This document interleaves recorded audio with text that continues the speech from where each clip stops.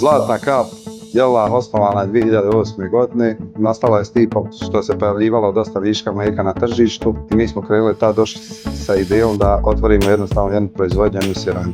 Mi to kad smo tad zamislili i krenuli, to je bilo sasvim neki manji količina mlijeka, dnevnih nekih 300-400 litara mlijeka, gdje bi sad zlatna kap otprilike otkupljuje nekih 6,5-7 tona dnevno mlijeka. Znači imamo otprilike nekih 15 vrsta sireva, distribuiramo širom Bosne i Hercegovine. Naravna stvar, suština svega toga jeste da proizvodi i mlijeko koje dolazi da je kvalitetno, da je prošlo sve procedure ispitivanja što se tiče kvaliteta, higijenske. Na stvar iza toga sve stoje analize i ugovori za ispitivanje analiza mlijeka. Kažem, otprilike to je neki 15 vrsta sireva što sad trenutno radimo, ićemo još na 3 vrste sireva. Svo mlijeko otkupljujemo ovdje sa općine Tešanj, većinu mlijeka što se tiče toga ovdje prerađujemo na Stavrošanu i to sada nekada.